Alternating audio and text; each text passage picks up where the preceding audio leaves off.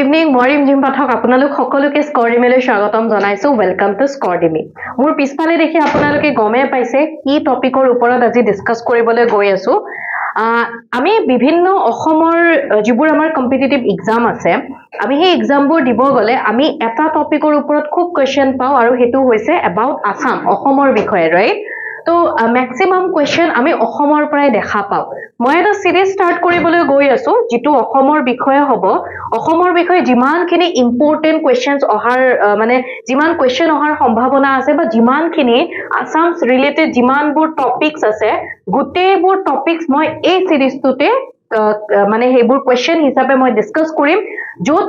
more than 500 question discuss কৰা যাব অকল কোৱেশ্চনৰ নাম্বাৰটোৰ ওপৰতে ধ্যান নিদিব সেই কোৱেশ্চনটোৰ পৰা আৰু বেলেগ কি কি শিকিব পাৰিলে আপোনালোকে এখিনি নোট কৰি যাব সেই বস্তুখিনিৰ ওপৰত বেছিকৈ গুৰুত্ব দিব ঠিক আছে কেনেকৈ পঢ়াম কি পঢ়াম এখিনি মোৰ লগত এই সিৰিজটো কন্টিনিউ কৰি গলে আপোনালোকে গম পাব বা আজিৰ ক্লাছটো আপোনালোকে গমে পাব যে অকল কোৱেশ্চনটোৰ আনসাৰটোত ফোকাস নকৰি পেলে সেই টপিকটোৰ লগত ৰিলেটেড গুটেইখিনি আমি ডিসকাস কৰিম ওকে আমি কোৱাকে চাও বহুত কেইটাত আহিব কিন্তু এটো ক্লাছ মই বহুত দীঘলীয়া নকৰো এটা ক্লাছ 500 MCQ গতিকে বহুত কেইটা পাৰ্ট আহিব অলপ অলপ কোৱেশ্চন লৈ পেলাই মই তেনেকৈ ডিসকাস কৰিম ঠিক আছে আজি পাৰ্ট 1 হ'ব আৰু প্ৰথমটো কোৱেশ্চন এটো আপোনালোকৰ সন্মুখত হয়তো কোৱেশ্চনটোত নাম এটা দেখি হয়তো আমাৰ অকমান হলেও মনটো কিবা এটা লাগি গৈছে আপোনালোকৰ হয়নে মইতো কোৱেশ্চনটো নিজে বনাইছো নিজে সেট কৰিছো গতিকে মই গম পাও কোৱেশ্চনটো কি আছে এটা নাম আমি দেখিছো হেতু হৈছে জুবিন গাৰ্গ এই কোৱেশ্চনটো এনেকুৱা ধৰণৰ কোৱেশ্চন ৰিসেন্টলি হুইজ হৈ এক্সাম এটাত আহিছিলে হেহে মই এই টপিকটো লৈ আহিছো ওকে জুবিন গাৰ্গৰ লগত ৰিলেটেড যি কোনো এক্সামত বিভিন্ন কোৱেশ্চন অহাৰ সম্ভাৱনা আছে এতিয়া অলৰেডি এনেকুৱা কোৱেশ্চন আহি গৈছে গতিকে মই সেই সম্পৰ্কে এটা বেলেগ ক্লাছ অৰ্থাৎ জুবিন গাৰ্গৰ সম্পৰ্কে ইম্পৰ্টেন্ট কোৱেশ্চন তেনেকুৱা যি হয় আৰু এখিনি মই এটা বেলেগ ক্লাছত লৈ আহিম প্ৰথম কোৱেশ্চনটো আমাক দিছে যে জুবিন গাৰ্গৰ আমাৰ হিয়াৰ আমঠু হামিং কিং জুবিন গাৰ্গৰ জন্মস্থান কি হয় তেখেতৰ জন্ম ক'ত হৈছিল তেখেতৰ ক'ত তেখেতে ঢুকাইছে কোনটো জায়গাত তেখেতে এৰি গৈছে আমাক আমি গম পাও হেতু কি হয় সিঙ্গাপুৰ ৰাইট আমাক সুধিছে যে তেখেতৰ বাৰ্থ প্লেস কি হয় তেখেতে অসমত জন্ম হোৱা নাছিলে তেখেতৰ জন্ম হৈছিল মেঘালয় তো মেঘালয় বুলি কোৱাৰ লগে লগে অপচন ইয়াতে এ হৈ যাব কাৰেক্ট আনসাৰ টুৰা ৰাইট মেঘালয় টুৰা 1972 তেখেতৰ জন্ম হৈছিল আৰু তেখেতৰ বাৰ্থ ডেটটো আপোনালোকে জনাবচোন বাৰ্থ ডেট তেখেতৰ জন্মদিন কোন দিনাখন হয় তেখেতৰ বাৰ্থডে কোন দিনাখন হয় হেতু মই আপোনালোকক হোমৱৰ্ক হিচাপে দিলো এতিয়া আমি যদি জুবিন গাৰ্গৰ কথা যদি কও তেখেতৰ সংগীতৰ যেটো 33 বছৰ কেৰিয়াৰ তাত তেখেতে প্ৰায় 40টা ভাষাত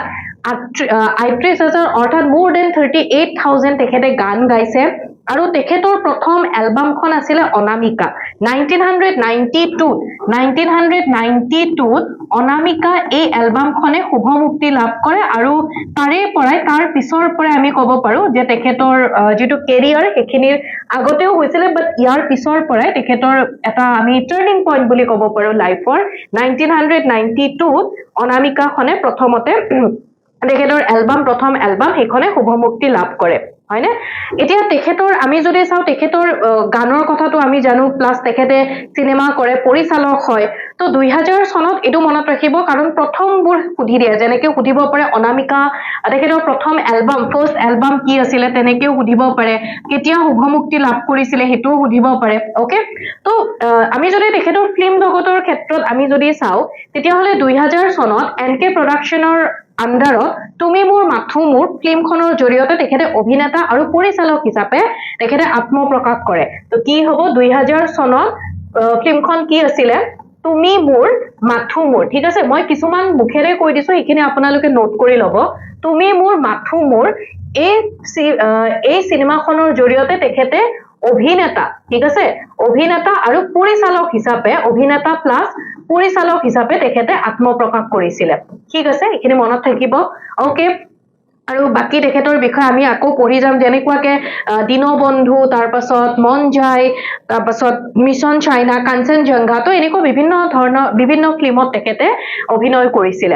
দেন নেক্সট কোৱেশ্চনটো দিয়া হৈছে বৃন্দাবনী বস্ত্ৰৰ ওপৰত দ্য হিষ্টৰিক বৃন্দাবনী বস্ত্ৰ ৰিসেন্টলি আপোনালোকে হয়তো শুনিছে আমাৰ অসমৰ মুখ্যমন্ত্ৰী ডাঙৰীয়া হিমন্ত বিশ্ব শৰ্মা তেখেতে যোৱা বছৰ তেখেতে কৈছিলে যে বৃন্দাবনী বস্ত্ৰখন অসমলৈ লৈ অহা হ'ব অৰ্থাৎ একেবাৰে নহয় প্ৰদৰ্শন কৰিবৰ কাৰণে অসমীয়া মানুহখিনিক সেই বৃন্দাবনী বস্ত্ৰখন দেখাবৰ কাৰণে বৃন্দাবনী বস্ত্ৰখন অসমলৈ লৈ অহা হ'ব এতিয়া কথাটো হ'ল আমাক কোৱেশ্চনটো দিছে যে অসমত যে এক্সিবিশনৰ কাৰণে প্ৰদৰ্শনৰ বাবে যে বৃন্দাবনী বস্ত্ৰখন লৈ অহা হ'ব এই বৃন্দাবনী বস্ত্ৰখন বৰ্তমান ক'ত সংৰক্ষিত কৰি ৰখা হৈছে কোনখন চহৰত বৰ্তমান সংৰক্ষিত কৰি ৰখা হৈছে ইয়াতে যি চাৰিটা অপচন আছে ন তাৰ ভিতৰত আমি দুটা অপচন মানে বৃন্দাবনী বস্ত্ৰৰ কিছু অংশ আমি এই দুটা অপচনত মানে তাত পাও কিন্তু কোৰ পৰা অনা হ'ব হেতু হিচাপত যদি চাও এটাই অপচন হ'ব এতিয়া আমি যদি অকমান বৃন্দাবনী বস্ত্ৰখনৰ কথা যদি চাও বৃন্দাবনী বস্ত্ৰখন কোচ ৰজা নৰনাৰায়ণ ঠিক আছে কোচ ৰজা নৰনাৰায়ণ কোচ কিং নৰনাৰায়ণ আৰু তেখেতৰ ভাতৃ তেখেতৰ ভায়েক চিলাৰায় ঠিক আছে তেওঁলোকৰ অনুৰোধত মহাপুৰুষ শ্ৰীমন্ত শংকৰদেৱৰ তত্ত্বাৱধানত তাঁতীকুছিৰ শিপিনীসকলে বৈ ওলাইছিলে অৰ্থাৎ তাঁতীকুছি যি বৰপেটাৰ তাঁতীকুছিৰ শিপিনীসকলৰ হতুৱাই গোপালতাৰ নেতৃত্বত তাৰ শিপিনীসকলে এই বৃন্দাবনী বস্ত্ৰখন বৈ ওলাইছিলে তো ইয়াতে আমি কি নাম মনত ৰাখিব লাগিব প্ৰথম কথা যে বৰপেটাৰ তাঁতীকুছি কোৰ শিপিনী বুলি সুধিব পাৰে তো বৰপেটাৰ তাঁতীকুছিৰ শিপিনীসকলে এই বস্ত্ৰখন বৈ ওলাইছিলে ঠিক আছে আৰু কাৰ নেতৃত্ব কোনে নেতৃত্ব দিছিলে গোপাল আতাৰ নেতৃত্বত ঠিক আছে গোপাল আতাৰ নেতৃত্বত আৰু এটো মনত ৰাখিব গোপাল আতাৰ নেতৃত্বত কাৰ তত্ত্বাৱধানত মহাপুৰুষ শ্ৰীমন্ত শংকৰদেৱৰ তত্ত্বাৱধানত এইখন বৈ উলিওৱা হৈছিলে ওকে ঠিক আছে এতিয়া এই বস্ত্ৰখন যদি ইয়াতে আমাৰ অসমতে মহাপুৰুষ শ্ৰীমন্ত শংকৰদেৱৰ তত্ত্বাৱধানত বৈ উলিওৱা হৈছিলে তেতিয়াহলে এই বস্ত্ৰখন বাহিৰত কেনেকৈ গৈ পালে এই বস্ত্ৰখনত আৰু মনত ৰাখিব শ্ৰীকৃষ্ণৰ যিখিনি শিশু লীলাৰ যিখিনি কাহিনী সেইখিনি বৈ ওলোৱা হৈছিলে বা সেইখিনি শিশু লীলাখিনি ইয়াতে দেখুওৱা হৈছিলে প্ৰদৰ্শন কৰা হৈছিলে তো পিছত গৈ পেলাই কি হ'ল বস্ত্ৰখন ভূটান হৈ পেলাই তিব্বতত গ'ল তাৰ পাছত ইয়াৰে তিব্বতৰ পৰা যিসকল ইউৰোপিয়ান মাৰ্চেন্ট আছিলে যিসকল ইউৰোপীয় ব্যৱসায়ী আছিলে তেওঁলোকে এখন উদ্ধাৰ কৰে বস্ত্ৰখন উদ্ধাৰ কৰি পেলাই তেওঁলোকে ইউৰোপলৈ লৈ যায় আৰু এই বস্ত্ৰখন বৰ্তমান লণ্ডনৰ ভিক্টোৰিয়া এণ্ড এলবাৰ্ট মিউজিয়াম লণ্ডনৰ আমি যদি চাওঁ লণ্ডনৰ ভিক্টোৰিয়া এণ্ড এলবাৰ্ট মিউজিয়ামত সংৰক্ষণ কৰা হৈছে ভিক্টোৰিয়া এণ্ড এলবাৰ্ট মিউজিয়াম যদি চাও লণ্ডনৰ আৰু লগতে পেৰিছৰ গুইমেট মিউজিয়ামতো কি হয় ইয়াৰ কিছু অংশ সংৰক্ষিত কৰি ৰখা হৈছে তো বৰ্তমান আমি যদি চাও লণ্ডনৰ পৰা যিখিনি তাত আছে তাৰে পৰা তেনেকে অনাৰ কথা কোৱা হৈছে ওকে এতিয়া বৃন্দাবনী বস্ত্ৰখনৰ লগত ৰিলেটেড কোৱেশ্চন সুধিলে এইখিনিৰ পৰা সোধাৰ চান্স আছে আৰু এই বস্ত্ৰখন কেতিয়া বৈ উলিওৱা হৈছিলে হেতু কেতিয়াবা সুধিব পাৰে মনত ৰাখিব 1567 পৰা 69 ভিতৰত 1567 পৰা 1569 চনৰ এইখিনি সময়ৰ ভিতৰত এই বস্ত্ৰখন বৈ উলিওৱা হৈছিলে বস্ত্ৰখনৰ দৈৰ্ঘ্যৰ কথা আমি যদি চাও বস্ত্ৰখনৰ দৈৰ্ঘ্য হৈছে 3 কুৰি হাত দীঘল হয় আৰু 6 কুৰি হাত বহল হয় বস্ত্ৰখন 3 কুৰি হাত দীঘল যদি লেন্থটো যদি চাও 3 কুৰি হাত আৰু 6 কুৰি হাত কি হয় এখন বহল হয় ঠিক আছে আৰু প্ৰস্থৰ কথা যদি উদে উইথ যদি উদে তেতিয়া হলে এখন 6 কুৰি হাত বহল হ'ব ওকে সো এইখিনি বস্তু মনত ৰাখিব কোড সংৰক্ষণ কৰা হৈছিলে কাৰ তত্ত্বাৱধানত কাৰ নিৰ্দেশত বা কাৰ অনুৰোধত নিৰ্মাণ কৰা হৈছিলে কেতিয়া নিৰ্মাণ কৰা হৈছিলে ওকে আমি গৈছো নেক্সট কোৱেশ্চনলে ইয়াতে লিষ্ট 1ত আছে ওয়াইল্ড লাইফ সেঞ্চুৰী অৰ্থাৎ বন্যপ্ৰাণী অভয়াৰণ্যৰ নাম দিয়া হৈছে আৰু লিষ্ট 2ত আছে লোকেশন ওকে ইংলিশত থাকিলে অসমীয়াটো আই থিং এইখিনি আপোনালোকে বুজি পাব তো প্ৰথমটো দিছে পানীদিহিং অভয়াৰণ্যখন ক'ত অৱস্থিত হয় মৰাত লংৰি ক'ত অৱস্থিত হয় সোণাই ৰূপাই বৰজান ভেৰাজান পদুমণি এতিয়া পানীদিহিং বুলি কোৱাৰ লগে লগে এটা ট্ৰিক হিচাপে আপোনালোকক মনত ৰাখিবৰ কাৰণে দি দিও পানীদিহিঙত কি আছে পানী ওকে এতিয়া আমি যদি আমাৰ যদি আহোমৰ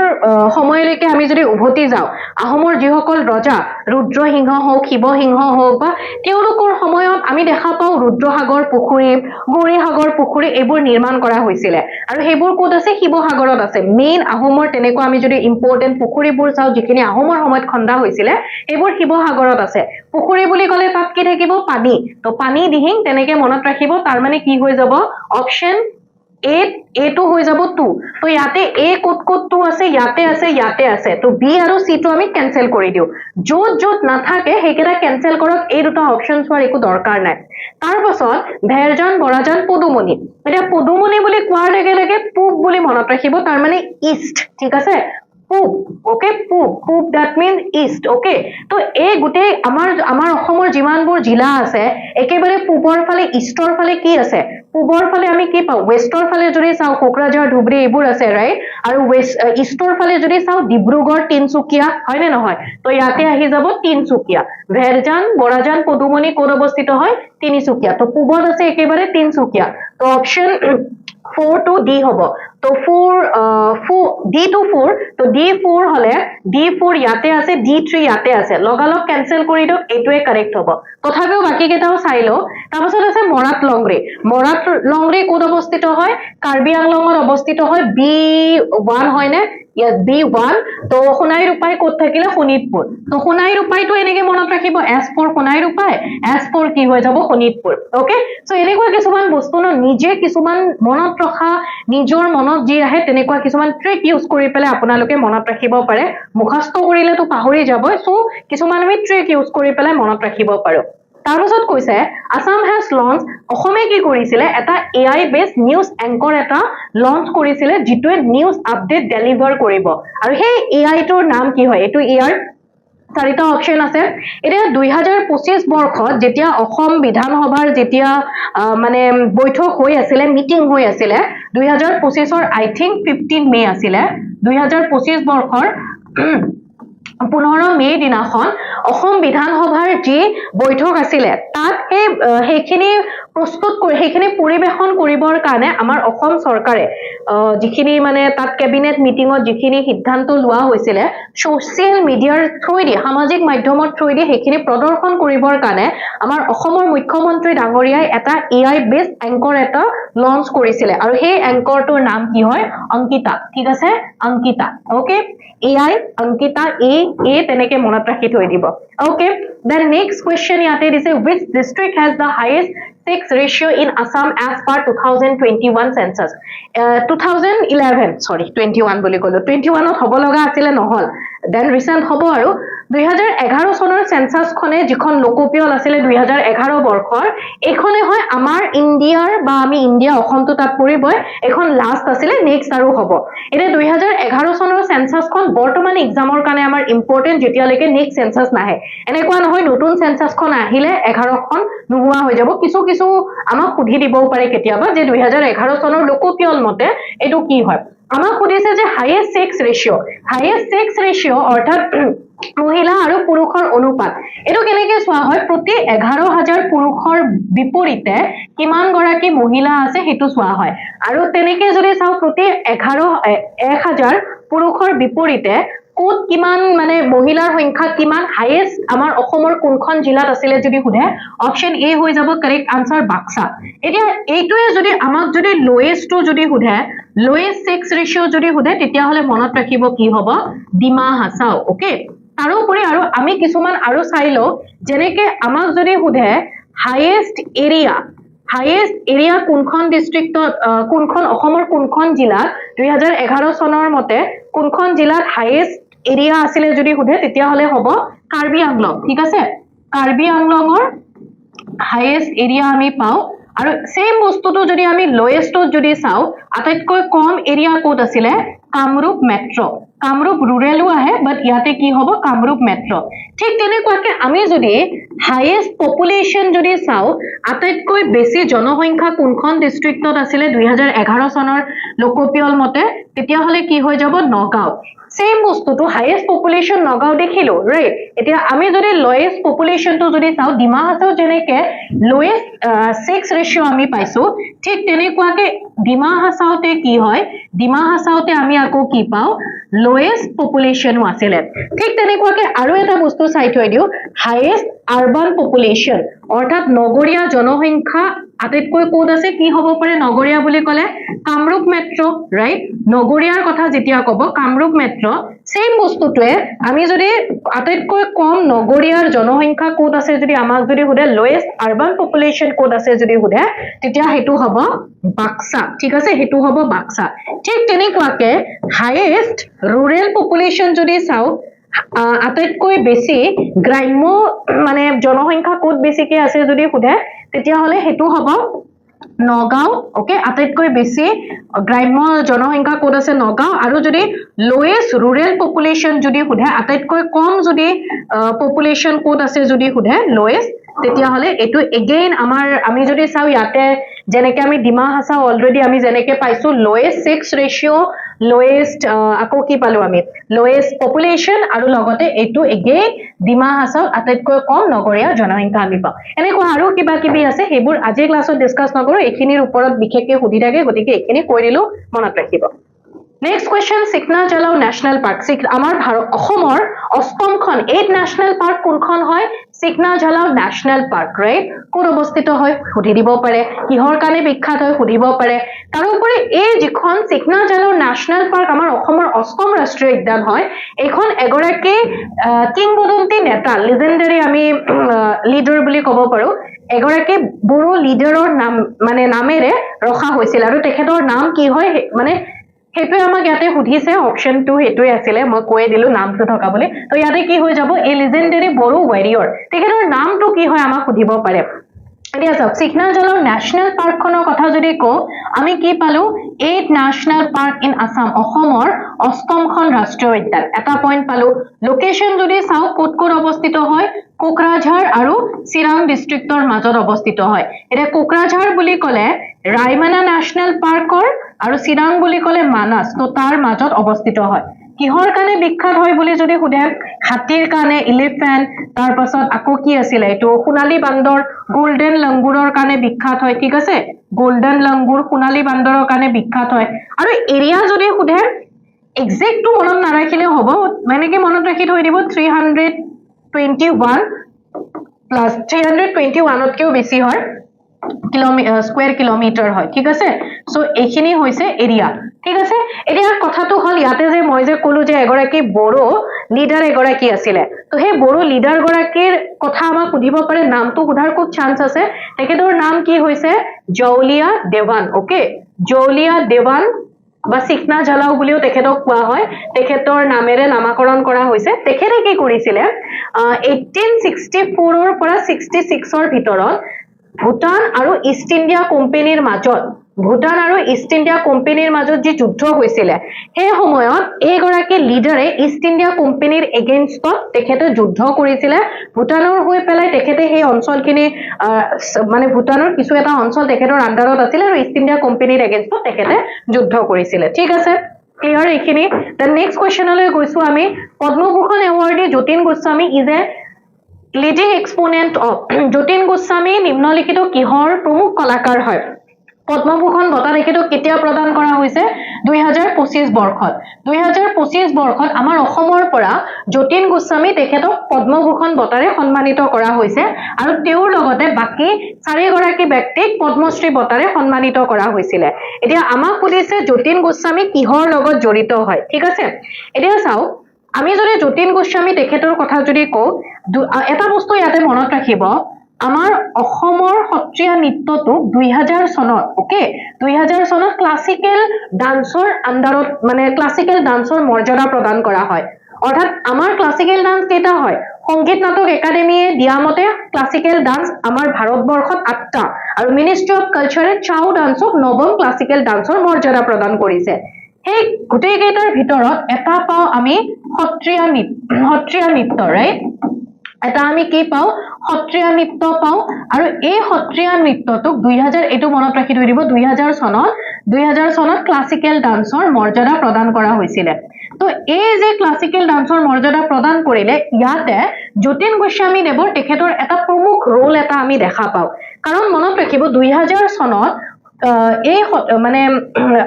মানে আমাৰ যেটো সংগীত নাটক একাডেমী গুৱাহাটীৰ এখন কমিটি গঠন কৰা হৈছিল তাৰে চেয়াৰম্যান প্ৰথম গৰাকী চেয়াৰম্যান আছিল যতীন গোস্বামী ঠিক আছে এতিয়া চাও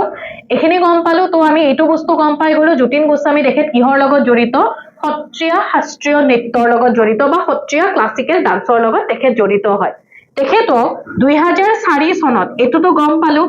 2025 পদ্মভূষণ বঁটা দিয়া হৈছিল 2004 চনত তেখেতক সংগীত নাটক একাডেমী এৱাৰ্ড প্ৰদান কৰা হৈছিল সংগীত নাটক একাডেমী এৱাৰ্ডেৰে তেখেতক সন্মানিত কৰা হয় তাৰ পাছত তেখেতক পদ্মভূষণ বঁটা প্ৰদান কৰাৰ আগতে ভাৰত চৰকাৰে তেখেতক পদ্মশ্ৰী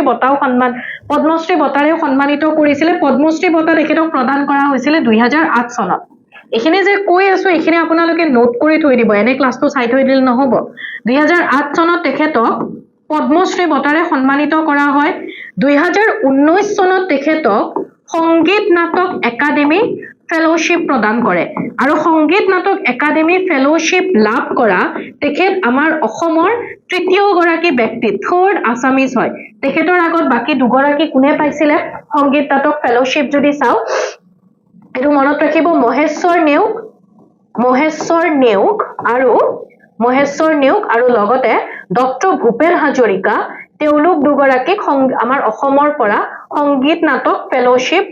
প্ৰদান কৰা হৈছিল থাৰ্ড ব্যক্তি কোন হয় যতীন গোস্বামী আৰু তেখেতক 2019 চনত এই ফেলোশিপ প্ৰদান কৰা হৈছিল 2025 বৰ্ষত আমি এটো দেখিলৱে পদ্মভূষণ বঁটাৰে সন্মানিত কৰা হয় এখিনি মনত ৰাখিব ঠিক আছে তাৰ পাছত আকৌ কি সুধিছে হোমী তাঁতী যোন এগৰাকী কবি হয় ঠিক আছে হোমী তাঁতীক তেখেতে 2024 বৰ্ষত সাহিত্য একাডেমী বঁটা লাভ কৰে অসমীয়া ভাষাৰ কাৰণে তেখেতে কোনখন কিতাপৰ কাৰণে সাহিত্য একাডেমী বঁটা লাভ কৰিছিল এতিয়া সাহিত্য একাডেমী বঁটাৰ কথা আমি যদি কও তেতিয়া হলে সাহিত্য একাডেমী বঁটা আমাৰ ভাৰত চৰকাৰে প্ৰদান কৰে আৰু সাহিত্য একাডেমী বঁটা আমাৰ ভাৰতবৰ্ষৰ সেকেন্ড হাইয়েস্ট লিটাৰেৰী এৱাৰ্ড হয় সেকেন্ড হাইয়েস্ট লিটাৰেৰী এৱাৰ্ড মানে সাহিত্যৰ ক্ষেত্ৰত দিয়া দ্বিতীয় সৰ্বোচ্চ বঁটা হয় প্ৰথমটো সৰ্বোচ্চ বঁটা কি হয় জ্ঞানপীঠ বঁটা তাৰ পাছত সাহিত্য একাডেমী বঁটা যে প্ৰদান কৰা হয় আমাৰ যে 22টা অফিচিয়েল ল্যাঙ্গুৱেজ আছে এই 22টা এইচ স্কেডিউলত যে আছে এইচ স্কেডিউলত থকা 22টা অফিচিয়েল ল্যাঙ্গুৱেজ এই কেইটাৰ লগত ইংৰাজী আৰু ৰাজস্থানী এই 24টা ভাষাৰ কাৰণে প্ৰতি বছৰে সাহিত্য একাডেমী বঁটা প্ৰদান কৰে 2024 বৰ্ষত অসমীয়া ভাষাৰ কাৰণে লাভ কৰিছিল হোমী তাঁতীয়ে কোনখন কিতাপৰ কাৰণে কৰিমবোৰে বাতৰ কথা জানে এই কিতাপখনৰ কাৰণে তেওঁৰ লগতে বড়ো ভাষাত আৰু নেপালী ভাষাটো আমাৰ অসমৰ পৰা বড়ো আৰু সংস্কৃত ভাষাত সাহিত্য একাডেমী বঁটা লাভ কৰিছে বড়ো ভাষাত স্বৰ্ণিত সাক্ষায়ৰ কাৰণে আৰণ ৰাজা আৰু সংস্কৃত ভাষাত ভাস্কৰ চৰিতমৰ কাৰণে দীপক শৰ্মা তেখেতে লাভ কৰিছে কোৱা হয় যে ভাস্কৰ চৰিতম বা কোৱা হয় মানে একচুয়ালি হয় এই ভাস্কৰ চৰিতম এই যিখন বুক হয় ন এইখন কুমাৰ ভাস্কৰ বৰ্মন কোন আছিল বৰ্মন বংশৰ একেবাৰে শেষৰ ৰজা তো ভাস্কৰ বৰ্মনৰ ওপৰত আধাৰিত বুলি কোৱা মানে এই কিতাপখন ভাস্কৰ বৰ্মনৰ ওপৰত আধাৰিত ভাস্কৰ চৰিতমখন কোনে লিখিছিল দীপক শৰ্মা লিখিছিল তেখেতে লিখিছিল Next, so they said that terracotta industry is associated with which of the following district? Terracotta, our Okhomor ekhon district. Terracotta industry logo jorito. Terracotta hilpor logo jorito. Mito hilpor logo jorito. Pura matir teleko bibhinno hilpo tat nirman kora hoy, right? So hey terracotta industry kane kunkhon amak jodi gao kunkhon jorito hoy boli jodi hodhe Asari Kandi. ঠিক আছে আসাৰী কান্দি এই গাঁওখনে 2024 বৰ্ষত GI tag লাভ কৰিছে right এটো মনত ৰাখিব 2024 ত জিআই টেগ লাভ কৰিছিল আসাৰী কান্দি টেৰাকোটা কোনখন ডিস্ট্ৰিক্টত অৱস্থিত বুলি কৈছে ন আনসাৰ কি হৈ যাব option C Dhubri district right এতিয়া এই টেৰাকোটা ইন্ডাস্ট্ৰি কথা যদি কও যেনেকে 2024 বৰ্ষত আসাৰী কান্দিয়ে জিআই টেগ লাভ কৰিছে ঠিক তেনেকুৱাকে আসাৰী কান্দিৰ এই টেৰাকোটা 2026 বৰ্ষত ৰিপাব্লিক ডেৰ যেটো আমাৰ অসমৰ টেবলিউ দ্যাট মিন্স প্ৰতীক পদ ৰাইট অসমৰ যেটো প্ৰতীক পদ বা আমি যেটো টেবলিউ বুলি কও তো হেতু কি হয় হেতু কি আছিল 2026 বৰ্ষৰ কাৰণে আমাৰ অসমৰ পৰা হেতু আছিল আসাৰী কান্দি টেৰাকোটা আচাৰীকান্দি টেৰাকোটাৰ কথা যদি কওঁ বা আমি যদি তাত যদি ধুবুৰীৰ আচাৰীকান্দি গাঁওখনৰ কথা চাওঁ তাত 160 গৰাকীমান অলমোষ্ট 160 গৰাকীমান ফেমিলি আছে যোনে প্ৰজন্মৰ পিছত প্ৰজন্ম এই মৃৎশিল্পসমূহ তেওঁলোকে নিৰ্মাণ কৰি আহিছে আৰু তেনেকে তেওঁলোকে জীৱিকা নিৰ্বাহ কৰি আছে তেনেকে তেওঁলোকৰ জীৱন চলি আছে প্ৰথম অৱস্থাত আমি যদি পূব বংগ বা যিখিনি এতিয়া বাংলাদেশ তাৰ পৰা এই লোকসকলৰ প্ৰব্ৰজন ঘটে লোকসকল আহি পেলাই তেওঁলোকে ইয়াতে এই টেৰাকোটা ইণ্ডাষ্ট্ৰি বা যি মৃৎশিল্প তাৰ কাম তেওঁলোকে আৰম্ভ কৰে প্ৰথম অৱস্থাত 1982 চনটো মনত ৰাখিব আৰু ব্যক্তি এগৰাকীৰ নাম মনত ৰাখিব 1982 এগৰাকী মহিলা আছিলে সৰলা বালা দেৱী তো সৰলা বালা দেৱী তেখেতে এটি পুতলা নিৰ্মাণ কৰিছিলে অৰ্থাৎ এটি মানে সৰু ছোৱালী এটা সৰু শিশু এগৰাকী সুন্দৰী মহিলাই কোলাত লৈ আছে তেনেকুৱাকে তেখেতে এটি মাটিৰ পুতলা এটা নিৰ্মাণ কৰিছিলে আৰু যাৰ ফলত তেওঁ 1982 তেখেতে ন্যাশনাল এৱাৰ্ড লাভ কৰে ৰাষ্ট্ৰীয় বঁটা তেখেতে লাভ কৰিছিলে আৰু তাৰ পিছৰ পৰাই এই টেৰাকোটা ধুবুৰী ডিস্ট্ৰিক্ট বা আচাৰীকান্দি তাৰ পিছৰ পৰাই বহুত বেছি ফেমাস হৈ পৰিছে আৰু আচাৰীকান্দিক আমাৰ অসম চৰকাৰে মডেল গাঁও হিচাপে ডিক্লেয়াৰ কৰিছে তো কেতিয়াবা এনেকুৱা ধৰণৰ কোৱেশ্চন সুধিব পাৰে আচাৰীকান্দিক আমাৰ অসম চৰকাৰে মডেল ভিলেজ বা মডেল গাঁও হিচাপে ডিক্লেয়াৰ কৰিছে clear okay Next question, the Assam Mela scheme is related to Assam Mela Asoni কিহৰ সৈতে জড়িত সুধি দিব পাৰে Assam Mela Asoni কোনে ইন্ট্ৰোডিউস কৰিছিলে এই যেটো Assam Mela Asoni আছে বা কোনে লঞ্চ কৰিছিলে প্ৰাইম মিনিষ্টাৰ নৰেন্দ্ৰ মোদী এটা Assam Mela বুলি ক'লে তো অসমৰ লগতে জড়িত হ'ব right prime minister Narendra Modi তেখেতে যেতিয়া আমাৰ অসমত আহিছিলে 2025 বৰ্ষত আউতে তেখেতে এই অসম মেলা আঁচনিখনৰ আৰম্ভণি কৰিছিলে বা লঞ্চ কৰিছিলে এই আঁচনিখন কিহৰ লগত জড়িত আঁচনিখন হৈছে যে আমাৰ অসমৰ যিবোৰ ন্যাশনাল হাইৱে আছে ওকে লগতে যিবোৰ ৰিজনাল আঞ্চলিক যিবোৰ ৰোড আছে চহৰৰ ভিতৰৰ যিবোৰ ৰোড আছে সেইবোৰ নিৰ্মাণ কৰাৰ সেইবোৰ কনষ্ট্ৰাকচনৰ ক্ষেত্ৰত তাৰ মানে কি হৈ যাব ৰোড কনষ্ট্ৰাকচনৰ লগত জড়িত হয় অসম মেলা আঁচনিখন ঠিক আছে ক্লিয়াৰ ওকে নেক্সট কোৱেশ্চন কি সুধিছে মুলা গাভৰু ডাইড ফাইটিং এগেইনষ্ট মুলা গাভৰুৱে কাৰ বিৰুদ্ধে যুঁজি পেলাই মৃত্যু বৰণ কৰে বা কাৰ বিৰুদ্ধে যুঁজি মুলা গাভৰুৰ মৃত্যু হৈছিল এতিয়া আমি যদি মুলা গাভৰুৰ কথা কওঁ আই হোপ মই আৰু বেলেগকে আপোনালোকক ক'ব নালাগে কোন হয় মুলা গাভৰু কি হয় চাওক মুলা গাভৰু অসমৰ আমি এগৰাকী আহোমৰ এগৰাকী তেখেত জিয়ৰী আছিলে বোৱাৰী আছিলে এগৰাকী বিৰাংগনা আছিলে 1532 তুৰ্বকে এটেক কৰে আৰু মুলা গাভৰু কাৰ সময়ত আছিলে আহোম ৰজা চুহুংমুঙৰ সময়ত আছিলে ৰাইট চুহুংমুঙক কি বুলি কোৱা হয় নেপোলিয়ন অফ আসাম অসমৰ নেপোলিয়ন বুলি কোৱা হয় এটা হৈছিল কি যেতিয়া 1532 তুৰ্বকে এটেক কৰে আৰু সেই তুৰ্বকৰ এটেকত বা মুছলমান ইনভেজন যেতিয়া হৈছিল চুহুংমুঙৰ সময়ত তেতিয়া মুলা গাভৰুৰ স্বামীৰ মৃত্যু হয় মুলা গাভৰুৰ হাজবেণ্ডৰ নাম কি আছিলে মুলা গাভৰুৰ হাজবেণ্ড কোন আছিলে তেখেতৰ হাজবেণ্ড আছিলে ফ্ৰাছেনমুং ঠিক আছে তেখেতৰ হাজবেণ্ড কোন আছিলে ফ্ৰাছেনমুং আছিলে তো ফ্ৰাছেনমুং মুলা গাভৰুৰ হাজবেণ্ডৰ মৃত্যু হয় আৰু তেখেতে নিজৰ স্বামী হত্যাৰ প্ৰতিশোধ লবলৈ তুৰ্বকৰ বিৰুদ্ধে যুদ্ধত জপিয়াই পৰে আৰু তুৰ্বকৰ বিৰুদ্ধে যুদ্ধ কৰি পেলাই তেখেতৰ মৃত্যু হয় আৰু হেহে আমি মুলা গাভৰুক তেখেতক আমি তেনেকে আমি স্মৰণ কৰো তেখেতক এগৰাকী বিৰাংগনা হিচাপে সতী হিচাপে ঠিক আছে সতী মুলা গাভৰু যেনেকে সতী আমি জয়মতী সতী সাধনী বুলি কওঁ ওকে এগৰাকী বিৰাংগনা আছিল তো অপচন সি হৈ যাব কাৰেক্ট আনসাৰ তুৰ্ব এতিয়া আমি যদি অকমান ফ্ৰাছেনমুঙৰ কথা যদি চাও ফ্ৰাছেনমুং একচুয়ালি হৈছিল কি চুহুংমুঙৰ সময়ত চুহুংমুঙে যেতিয়া চুটিয়া টেৰিটৰি চুটিয়া ভূখণ্ড যেতিয়া তেখেতে এনেক্স কৰি লৈছিল চুটিয়া টেৰিটৰি যেতিয়া তেখেতে অধিগ্ৰহণ কৰিছিল এই চুটিয়া ভূখণ্ড চোৱাচিতাৰ কাৰণে তেখেতে এটা পোষ্ট এটা ইন্ট্ৰোডিউস কৰিছিল যেটো পোষ্ট আছিল সদিয়াখোৱা গোহাঁই আৰু এই সদিয়াখোৱা গোহাঁই এই পোষ্টৰ প্ৰথম কাক এপইন্ট কৰা হৈছিল প্ৰথম গৰাকী সদিয়াখোৱা গোহাঁই হিচাপে ফ্ৰাছেনমুং বৰগোহাঁই এটা মুলা গাভৰুৰ তেখেতৰ স্মৃতিত প্ৰতি বছৰে আমি 29 মে 29 মেত আমি অসমত মুলা গাভৰু দিৱস আমি সেলিব্ৰেট কৰো ওকে তো প্ৰতি বছৰে আমি অসমত মুলা গাভৰু দিৱস কেতিয়া সেলিব্ৰেট কৰো যদি সুধে 29 মে এতিয়া আমি যদি প্ৰতি বছৰে অসমত কেতিয়া সতী জয়মতী দিৱস সেলিব্ৰেট কৰো যদি সুধে সতী জয়মতী দিৱস ঠিক আছে সতী জয়মতী দিৱস আমি কেতিয়া সেলিব্ৰেট কৰো আহি আছে 27 মাৰ্চ ওকে আৰু সতী সাধনী দিৱস আমি কেতিয়া সেলিব্ৰেট কৰো যদি সুধে আমাৰ অসমত তেতিয়া হলে আমি কি কম 21 এপ্ৰিল ওকে এপ্ৰিলৰ 21 তাৰিখে ক্লিয়াৰ ওকে সো এনেকুৱা ধৰণৰ কোৱেশ্চন সুধে এক্সামত গতিকে মনত ৰখাটো আপোনালোকৰ কাৰণে খুব প্ৰয়োজনীয় দেন আমি কৈছো নেক্সট কোৱেশ্চন আমাক ইয়াতে কি সুধিছে লিষ্ট 1ত দিছে বুক আৰু লিষ্ট 2ত দিছে অথৰ ওকে লিষ্ট 1ত দিছে পাতাল ভৈৰৱী ৰূপ তীৰ্থ যাত্ৰী মহাৰথী পবিত্ৰ অসম আৰু লিষ্ট 2ত অথৰ কোনে কোনে লিখিছিলে পাতাল ভৈৰৱীৰ কথা যদি কও পাতাল ভৈৰৱী খনৰ কাৰণে ৰাইটাৰ গৰাকীয়ে সাহিত্য একাডেমী বঁটাও লাভ কৰিছিলে অৰ্থাৎ কেতিয়া লাভ কৰিছিলে হেতু ইমান খুব ইম্পৰ্টেন্ট নহয় কিন্তু এটো সুধে যে কোনে লিখিছিলে আৰু কাৰ কাৰণে কোনে পাতাল ভৈৰৱী খনৰ কাৰণে সাহিত্য একাডেমী বঁটা লাভ কৰিছিলে অপচন ইয়াতে হৈ যাব 4 1 2 কি হৈ যাব 4 পাতাল ভৈৰৱী খনৰ কাৰণে লক্ষ্মীনন্দন বৰাই সাহিত্য একাডেমী বঁটা লাভ কৰিছিলে মনত ৰাখিব ঠিক আছে এতিয়া এটা বস্তু চাওক আপোনালোকে লক্ষ্মীনন্দন বৰাৰ কথা আমি যদি কওঁ আৰু এটা খুব ইম্পৰ্টেন্ট মনত ৰাখি থৈ দিব মোৰ এইখিনিত মনত পৰাত মই কৈ থৈ দিও 2008 চনত লক্ষ্মীনন্দন বৰাৰ এখন কিতাপ আছিল কাইকল্প ওকে কাইকল্প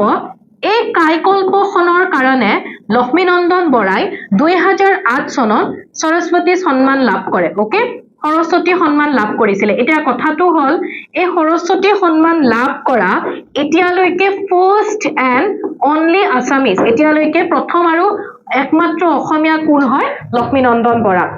সৰস্বতী সন্মানটো একচুয়ালি কেকে বিৰলা ফাউণ্ডেশ্যনৰ দ্বাৰা প্ৰদান কৰা হয় আৰু কাইকল্পখনৰ কাৰণে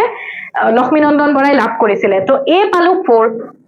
A4 হলে A4 টো ইয়াতে আছে বাকি কেটা ডাইৰেক্টলি আমি ক্যান্সেল কৰিব পাৰো তথাপিও চাই থৈ দিও আমি তাৰপাছত আমাক কি কৈছে ৰূপ তীৰ্থৰ যাত্ৰী বুলি কৈছে ৰূপ তীৰ্থৰ যাত্ৰী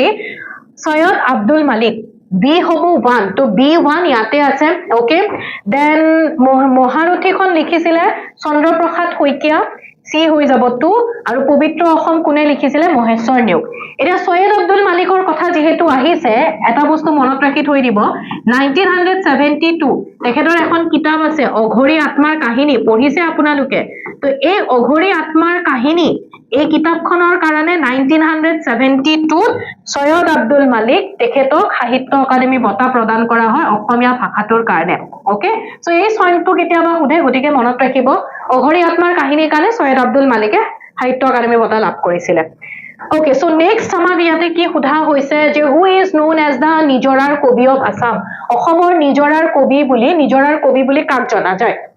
অসমৰ নিজৰাৰ কবি বুলি কাক কোৱা হয় অপচন এ হ'ব কাৰেক্ট আনসাৰ শৈলধৰ ৰাজখোৱা তো অসমৰ কোন গৰাকী ব্যক্তি কি বুলি জানো হেখিনি আমি জনাটো খুব প্ৰয়োজনীয় এবোৰ আমি পিছত এটা ক্লাছত পঢ়িম দেন কৈছে Ahatguri in Assam is famous for অসমৰ আহতগুৰি কিহৰ কাৰণে বিখ্যাত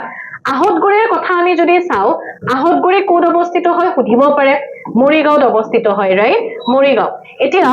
এই আহতগুৰি কিহৰ কাৰণে বিখ্যাত অতীজৰে পৰা যি পৰম্পৰাগত মাঘ বিহুৰ সময়ত পৰম্পৰাগত বুলবুলি চৰাইৰ যুঁজ মহৰ যুঁজ চলি আহিছিলে তো সেই তাৰ কাৰণে কি হয় আহতগুৰিখন তাৰে কাৰণে বিখ্যাত হয় ৰাইট তো আকৌ অতীজৰে পৰা বুলি যে কলো কেতিয়াবা সুধি দিব পাৰে যে কেতিয়াৰ পৰা লাৰ্জ মানে হিউজ মানে এটা ডাঙৰ মাত্ৰাত তেনেকে এইবোৰ চলি আহিছে যদি সুধে প্ৰায় 1972 মানৰ পৰা 1972 চন মানৰ পৰা কি হয় হে আহতগুৰি বাফেলো ফাইটিং অৰ্থাৎ মহ যুঁজ তাৰোপৰি যিবোৰ বুলবুলি চৰাই যুঁজ সেইবোৰ এই সময়ৰ পৰাই চলি আহি আছে ওকে কেতিয়াবা সুধিব পাৰে আহতগুৰি কোন অৱস্থিত হয় এনেকুৱা কোৱেশ্চন কিন্তু এক্সামত সুধে কোনোবা এখন ঠাইৰ নাম দিব কোনখন জিলাত অৱস্থিত সুধি দিয়ে তো কিবা কোৱেশ্চনত কিবা এখন ঠাই দেখিলে যদি নাজানো কোন অৱস্থিত হয় চাই থৈ দিয়াটো আমাৰ কাৰণে important right next Bhogeswar Baruah অসমৰ প্ৰথম গৰাকী মানে গোল্ড মানে এছিয়ান গেমছত তেখেতে গোল্ড মেডেল লাভ কৰিছিলে অসমৰ প্ৰথম গৰাকী এছিয়ান গেমছত গোল্ড মেডেল লাভ কৰা প্ৰথম গৰাকী অসমীয়া ব্যক্তি কিমান চনত এছিয়ান গেমছত গোল্ড মেডেল লাভ কৰিছিলে সুধিছে এতিয়া আমি যদি চাও এছিয়ান গেমছত 800 মিটাৰ দৌৰত তেখেতে গোল্ড মেডেল লাভ কৰিছিলে 1966ত আৰু হেহে 1966ত তেখেতক ভাৰত চৰকাৰে অৰ্জুন বঁটাৰে সন্মানিত কৰে অৰ্জুনা এৱাৰ্ড তেখেতক প্ৰদান কৰা হৈছিল অৰ্জুন বঁটা লাভ কৰা তেখেত প্ৰথম গৰাকী অসমীয়া ব্যক্তি হয় ফাৰ্ষ্ট আসামিজ হয় ৰাইট আৰু তেখেতৰ স্মৃতিত তেখেতৰ যেটো জন্মদিন ওকে ভোগেশ্বৰ বৰুৱাৰ যেটো জন্মদিন হয় এই জন্মদিনটো কিমান হয় 3rd সেপ্টেম্বৰত আমি অসমত কি কৰো অভিৰুচি স্পোৰ্টস ডে ঠিক আছে অভিৰুচি স্পোৰ্টস ডে বা অভিৰুচি ক্ৰীড়া দিৱস ঠিক আছে অভিৰুচি অসমীয়াটো লিখি দিছো মই অভিৰুচি ক্ৰীড়া দিৱস পালন কৰা হয় এটো মনত ৰাখিব এইখিনি এতিয়া যেহেতু মই অৰ্জুন বঁটাৰ কথা কলো ভোগেশ্বৰ বৰুৱাৰ বাহিৰেও আমাৰ অসমৰ পৰা এতিয়ালৈকে কোনে কোনে অৰ্জুন বঁটা লাভ কৰিছে যদি কেতিয়াবা সোধে 1966 ত ভোগেশ্বৰ বৰুৱা আমি দেখিলো ওকে প্ৰথম 1966 ত ভোগেশ্বৰ বৰুৱা তাৰ পাছত 1987 ত মোনালিসা বৰুৱা মেহতা ওকে মোনালিসা বৰুৱা মেহতা এতিয়া মোনালিসা বৰুৱা মেহতাৰ কথা যদি কও তেখেত কিহৰ লগত জড়িত টেবল টেনিসৰ লগত তেখেত জড়িত হয় ঠিক আছে তাৰ পাছত 2006 ত লাভ কৰিছিলে জয়ন্ত তালুকদাৰ থাৰ্ড আসামিজ হয় অৰ্জুন বঁটা লাভ কৰা জয়ন্ত তালুকদাৰ আৰু তেখেত এগৰাকী আৰ্চাৰ হয় আৰ্চাৰ দ্যাট মিন্স তেখেত এগৰাকী ধনুৰ্বিদ হয় তেখেত অলিম্পিক্সতো তেখেতে পাৰ্টিসিপেট কৰিছিলে তাৰ পাছত 2000 আমি যদি 2016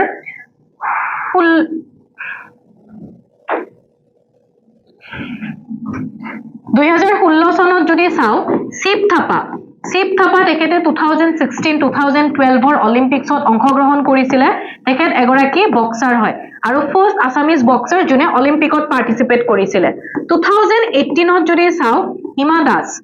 হিমা দাস তেখেত কি হয় এথলীট হয় ভোগেশ্বৰ বৰুৱাৰ পিছত সেকেন্ড এথলীট যোনে অসমৰ পৰা দ্বিতীয় গৰাকী এথলীট যোনে অৰ্জুন বঁটা লাভ কৰিছিলে তাৰ পাছত 2020 চনত লাভ কৰিছে লভলিনা বৰগোহাঁই ওকে 2020 চনত কোনে লাভ কৰিছে লভলিনা বৰগোহাঁই তেখেতৰ আমি 2020 টকিঅ অলিম্পিক্সত দেখিছো ব্ৰঞ্জ মেডেল লাভ কৰিছিলে এগৰাকী বক্সাৰ হয় আৰু লাষ্ট নয়নমণি শইকীয়া তেখেতে লাভ কৰিছিলে 2000 তেখেতক প্ৰদান কৰা হৈছিলে 2022 চনত আৰু তেখেত লন বলৰ লগত জড়িত অৰ্থাৎ 2022 চনত কি হৈছিলে কমনৱেলথ গেমছ হৈছিলে সেই কমনৱেলথ গেমছত তেওঁলোকৰ যে চাৰিগৰাকীৰ টিম আছিলে চাৰিজনীয়া টিম তাতে তেওঁলোকে গোল্ড মেডেল লাভ কৰিছিলে এইখিনি বস্তু মনত ৰাখি থৈ দিব ইম্পৰ্টেন্ট হয় Okay, clear? Note koribo. The next, the Assamese novel Obhijatri is based on the life and works of Obhijatri Khan. আমাক ইয়াতে কৈছে যে এখন অসমীয়া উপন্যাস আছে অভিযাত্ৰী খন কাৰ জীৱন আৰু কৰ্মৰ ওপৰত আধাৰিত এতিয়া আমাক যদি সুধে যে অভিযাত্ৰী খন কোনে লিখিছিলে তেতিয়া হলে আনসাৰটো বেলেগ হ'ব আৰু আমাক ইয়াতে সুধিছে যে অভিযাত্ৰী খন কাৰ জীৱনৰ ওপৰত আধাৰিত এতিয়া অভিযাত্ৰী আমি লেখকৰ কথা যদি চাও ৰাইটাৰ কোন হয় নিৰুপমা বৰগোহাঁই ওকে নিৰুপমা বৰগোহাঁই হৈছে অভিযাত্ৰীখনৰ ৰাইটাৰ অভিযাত্ৰীখন চন্দ্ৰপ্ৰভা শইকীয়ানী তেখেতৰ জীৱনৰ ওপৰত আধাৰিত হয় চন্দ্ৰপ্ৰভা শইকীয়ানীক আমি আমাৰ অসমৰ ফেমিনিজমৰ পিয়নাৰ বুলি ক'ব পাৰো ওকে নাৰীবাদী আন্দোলনৰ পথ প্ৰদৰ্শক বুলি কোৱা হয় চন্দ্ৰপ্ৰভা শইকীয়ানী ওকে তো অসম প্ৰাদেশিক সমিতিৰো মহিলা সমিতিৰো তেখেত ফাউণ্ডাৰ আছিলে তো চন্দ্ৰপ্ৰভা শইকীয়ানী তেখেতৰ কথা যদি কও অসম প্ৰাদেশিক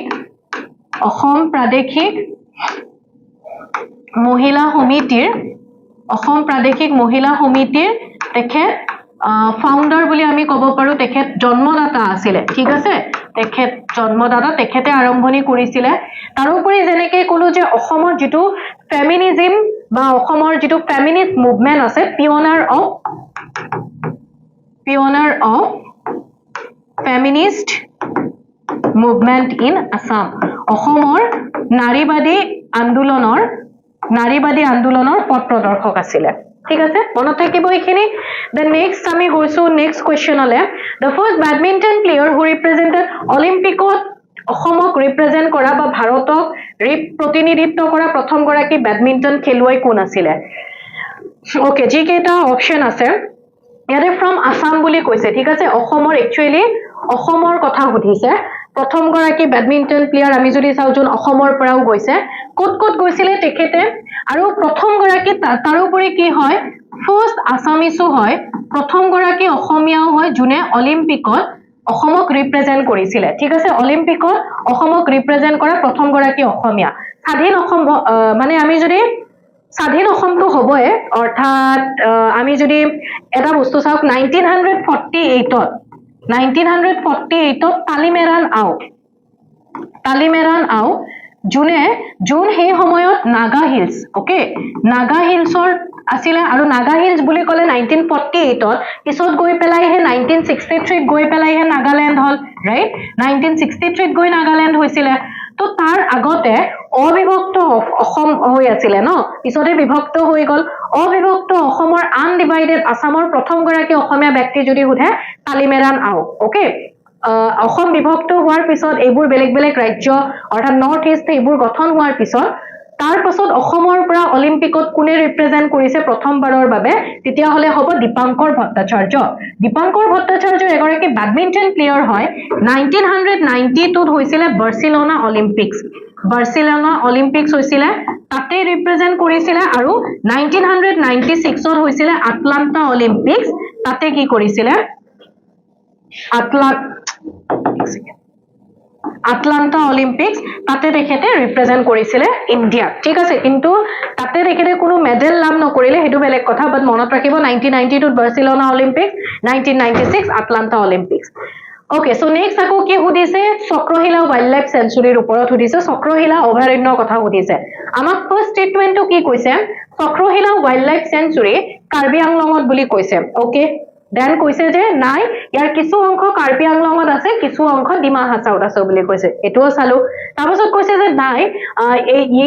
কি হয় কিছু অংশ কোকৰাঝাৰত আছে তাৰপাছত কৈছে যে কিছু অংশ ধুবুৰীত আছে চক্ৰশিলা ওয়াইল্ড লাইফ সেঞ্চুৰী ক'ত অৱস্থিত হয় আমাৰ অসমৰ পশ্চিমৰ ফালে তো পশ্চিম হলে কি হ'ব ইয়াৰ কিছু অংশ কোকৰাঝাৰত আছে কিছু অংশ ধুবুৰীত আছে দ্যাট মিন্স 3 and 4 বি হৈ যাব কাৰেক্ট আনসাৰ চক্ৰশিলা অভয়াৰণ্যৰ কথা যদি কওঁ কিহৰ কাৰণে বিখ্যাত হয় গোল্ডেন লংগুৰৰ কাৰণে বিখ্যাত হয় সোণালী বান্দৰৰ কাৰণে বিখ্যাত হয় মনত ৰাখিব ক'ত ক'ত আছে কিছু অংশ কোকৰাঝাৰ কিছু অংশ ক'ত আছে ধুবুৰীত অৱস্থিত হয় তাৰপাছত কি কৈছে যে ৰাউণ্ড টেবল কনফাৰেন্স কি ৰাউণ্ড টেবল কনফাৰেন্স তাৰ মানে ঘূৰণীয়া মেজমেল অৰ্থাৎ ঘূৰণীয়া মেজমেল 1930 হৈছিলে এখন সেকেন্ড 31 থাৰ্ড হৈছিলে 32 তাৰ মানে এনেকুৱা এখন মেজমেল যিখন লণ্ডনত হৈছিলে এই ৰাউণ্ড টেবল কনফাৰেন্স বা ঘূৰণীয়া মেজমেল এনেকুৱা এটা আমি কনফাৰেন্স বুলি ক'ব পাৰো য'ত কোনো ব্ৰিটিছ কোনো ভাৰতীয় বেলেগ বুলি নহয় পেলাই ইণ্ডিয়ান আৰু ব্ৰিটিছৰ সকলক সমমৰ্যাদা প্ৰদান কৰা হৈছিল এনেকুৱা এখন কনফাৰেন্স বা সন্মিলন য'ত ভাৰত আৰু ব্ৰিটিছৰ সকলক সমদৃষ্টিৰে চোৱা হৈছিল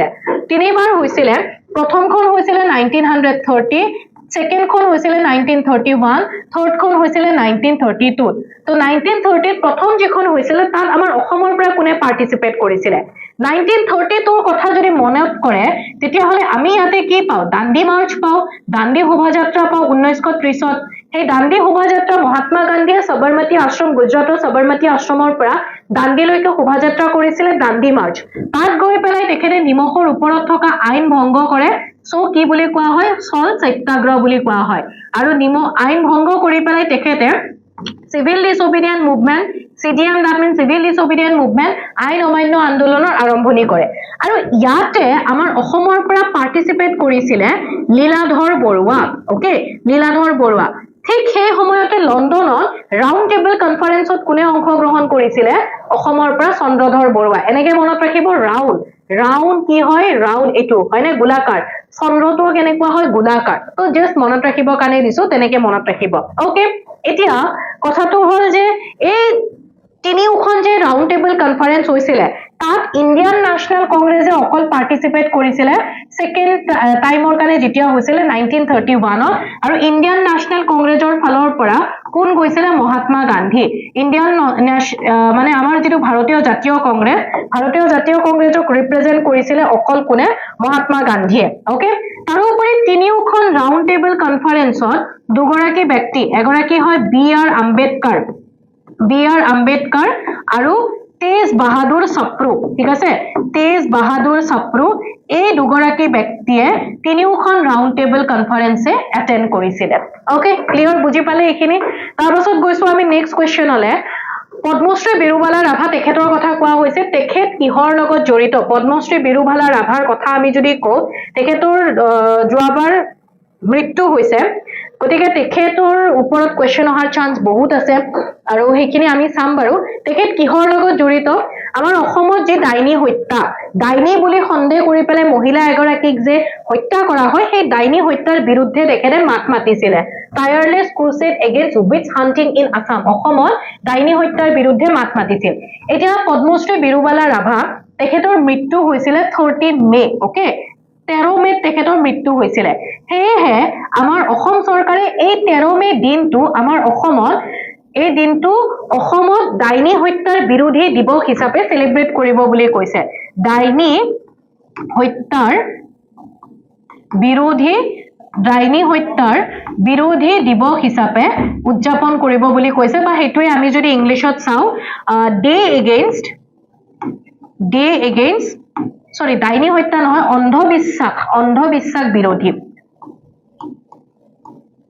অন্ধবিশ্বাস বিৰোধী বুলি কলে তাতে ডাইনী হত্যা আহি যাব অন্ধবিশ্বাস বিৰোধী দিৱস হিচাপে day against superstitious beliefs okay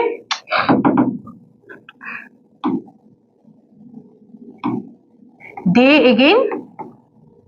superstitious beliefs এই দিনটো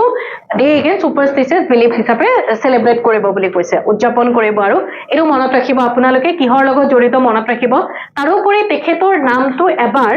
নোবেল পিস প্ৰাইজৰ কাৰণেও নমিনেট কৰা হৈছিল নোবেল পিস প্ৰাইজ শান্তিৰ নোবেল বঁটা দিয়া হয় ন তো নোবেল পিস প্ৰাইজৰ কাৰণে আমাৰ নৰ্থ ইষ্টৰ এটা অৰ্গানাইজেচনে নমিনেট কৰিছিলে নমিনেট কৰিব লাগিব ৰাইট দেন নেক্সট আকৌ কি সুধিছে কেখনমান ইউনিভাৰ্সিটিৰ কথা কৈছে আমাৰ অসমৰ ক'ত অৱস্থিত হয় হেতু সোধা হৈছে ভট্টদেৱ ইউনিভাৰ্সিটিৰ কথা যদি ক'ত অৱস্থিত হয় জানো সকলে পাঠশালা তো এ হৈ যাব 3 অকল ইয়াতে আছে বাকি কেটা কেনসেল কৰি পেলাই ডাইৰেক্ট দিব পাৰো ৰাইট তথাপিও চাই থৈ দিও কুমাৰ ভাস্কৰ বৰ্মা সংস্কৃত এণ্ড এনচিয়েন্ট ষ্টাডিজ ইউনিভাৰ্সিটি ক'ত আছে নলবাৰী বি হৈ যাব 1 x বি টু 1 হ'ব লাগিছিলে কি হৈ গল ইয়াতে কবাত খেলিমেলি হল নেকি চাই লও বাৰু ৰবীন্দ্ৰনাথ টেগোৰ ইউনিভাৰ্সিটি এখন আছে হোজাই এখন হোজাই সি হৈ যাব 2 তো C2 ইয়াতে আছে ওকে C2 ইয়াতে আছে এখিনি কাটি দিও মই ভালকে লিখি দিছো A B C D A আমি কি পালো A পালো আমি 3 A পালো 3 B কি পালো কুমাৰ ভাস্কৰ বৰ্মা 1 তাৰপাছত ৰবীন্দ্ৰনাথ টেগোৰ ইউনিভাৰ্সিটি পালো 2 ওকে C2 আৰু Assam science and technology university এখন হ'ব গুৱাহাটী 4 তো এটো হ'ব correct answer clear okay then আমি গৈছো নেক্সট কোৱেশ্চনলে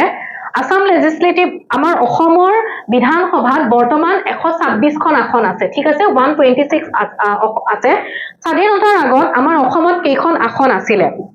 আমি ইয়াতে যদি চাও আমাৰ অসমত যিখন government of India act okay government of India act 1935